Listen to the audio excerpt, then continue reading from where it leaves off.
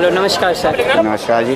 Sir हमें इसके बारे में एक्सप्लेन कीजिए, रेड फोर्ट के बारे में, कहाँ से थोड़ा सा करेक्शन दे दूं। आर्कियोलॉजिकल सर्वे ऑफ इंडिया जो है इसको आगरा फोर्ट बोलती है, इसे रेड फोर्ट नहीं बोलती है। और जो भी आप ऑथराइज कुछ भी टिकट लेंगे तो उसका या टिकट बुक करेंगे उस पर आगरा फोर्ट ही लिखा आएगा। अगर रेड फोर्ट का आप टिकट बुक करेंगे तो दिल्ली वाला हो जाएगा। ऑफिशियली तौर पे दिल्ली के जब लाल किले को रेड फोर्ट बोला जाता है, इसको आगरा फोर्ट बोला जाता है। डिफरेंस थोड़ा सा मैं बता देता हूँ आपको कि दिल्ली का जो लाल किला है वो शाहजहां ने बनाया था और ये आगरा फोर्ट अकबर ने 1565 में स्टार्ट किया गया। और इस आगरा फोर्ट के अंदर ऐसे 4 मुगल एम्पायर जिसको ज़्यादातर लोग जानते हैं, अकबर, जहांगीर, शाहजहां और उसके बाद औरंगजेब। 4 बादशाहों ने रूल किया है। बहुत से लोग ये भी कहते हैं जब 4 बादशाहों ने रूल किया है तो औरंगजेब तो शाहजहां तो दिल्ली चले गए थे।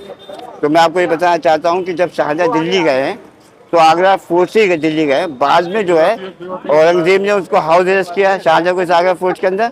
वो 8 साल तक औरंगजेब ने भी ऑफिशियली तौर पे जो रूल किया है इस आगरा फोर्ट से किया है। तो इसलिए ये 4 मुगल बादशाहों के साथ इस फोर्ट को आप समझ सकते हैं। बात यह है कि ये फोर्ट बनाए क्यों गए, है क्या चीज़। तो सीधी सी बात है कि अपनी सेफ्टी के लिए बनाया गया घर में द फोर्ट। तो ये मुगलों का असल में घर है।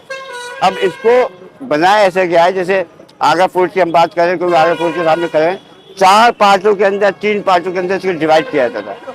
रहने के लिए, एडमिनिस्ट्रेटिव के लिए और उनके थोड़े से जो आर्मी पर्सन हुआ करते थे, जैसे आज की डेट में ब्लैक कैट कमांडो होते हैं, ऐसे ही पहले लाल फौज हुआ करती थी उनके लिए। और ख़ास तौर पर उनके जो 9 रत्न थे, जैसे अकबर बादशाह के 9 रत्न, उनके लिए कुछ एरिया छोड़ा जाता था। तो आप ये कह सकते हैं कि आगरा फोर्ट को 3 पार्ट में डिवाइड किया गया, लिविंग, एडमिनिस्ट्रेटिव और आर्मी। सही साहब। अब आर्कियोलॉजी सर्वे ऑफ इंडिया के पास अगर आप अंदर जाते हैं तो वो ये देखते हैं जो आर्कियोलॉजी सर्वे ऑफ इंडिया के पास है, यानी कि लिविंग और एडमिनिस्ट्रेटिव एरिया। जो आर्मी पार्ट है वो आर्मी के पास आज भी है। एक ही पार्ट इसका आप देखते हैं जहाँ लिविंग और एडमिनिस्ट्रेटिव ब्लॉक्स हैं। बहुत खूबसूरत आगरा फोर्ट बना हुआ है और इसके अंदर बहुत सारे पार्टें देखने योग्य हैं। अगर आप अंदर जाना चाहें तो जाके उसे देखें। काफ़ी खूबसूरत एरिया है और बना ऐसे गया है कि उस वक्त की टेक्नोलॉजी की बात करें, मुगलों के टाइम की टेक्नोलॉजी की बात करें, क्योंकि आज की टेक्नोलॉजी और मुगलों के टाइम की टेक्नोलॉजी में बहुत फ़र्क है। तो आप देखें कि रास्ते भी ऐसे बनाए गए हैं कि सीधा कोई अटैक नहीं कर पाए। जैसे मैं आपको एक बात बताना चाहता हूँ तोप के बारे में। इंडिया में जो कैनन यानी कि तोपें थी वो लेके आए थे बाबर। बाबर जो थे फर्स्ट मुगल एम्पर थे। 1526 के अंदर ही केम इन इंडिया।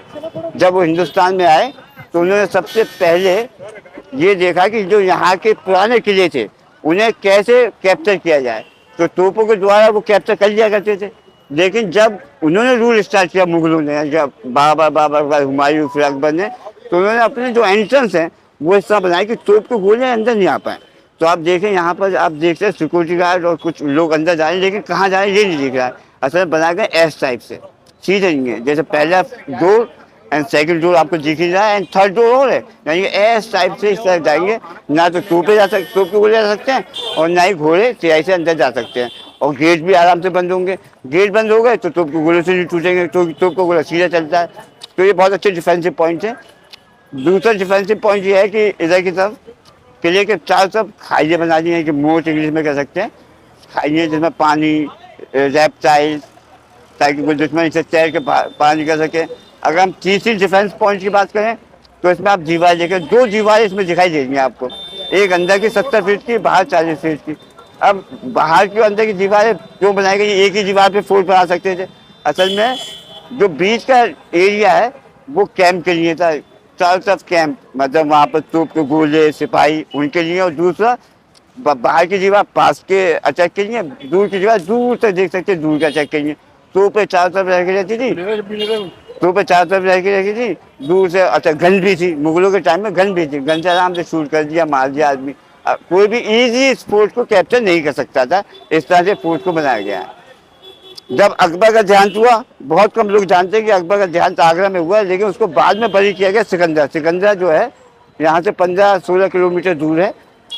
बनाया तो अकबर नहीं था, लेकिन उसे कंप्लीट किया जहांगीर, उनके बेटे ने। बाद में जहांगीर ने उनको बरी किया वहाँ पर। अकबर की डेथ 2 तरीके से मालूम चलती है, या तो अकबर की डेथ फतेहपुर सीकरी में हुई या आगरा फोर्ट में हुई। ना 50% लोगों का कहना ये जो जानकार लोग हैं फतेहपुर सीकरी में 50% लोगों का मानना ये है कि आगरा फोर्ट में हुई। लेकिन जहाँ तक मेरी जानकारी है, ऑथेंटिक जो जानकारी है वो फतेहपुर सीकरी में डेथ हुई, उसे बाद में सिकंदर में बरी किया गया। जहांगीर की डेथ पाकिस्तान लाहौर में हुई रास्ते के अंदर, उसकी वहीं उसे बरी किया गया है। शाहजहां आगरा फोर्ट में डेथ हुई है और उसे बरी किया गया है ताजमहल में। औरंगजेब औरंगाबाद महाराष्ट्र, 4 मुगल बादशाहों के बारे में आपको बता सकता हूँ। बाकी 17 मुगल बादशाह हुए, बहुत बड़ी लंबी हिस्ट्री हो जाएगी, इतना टाइम शायद आपके पास भी नहीं है, मेरे पास भी नहीं है, ठीक है साहब।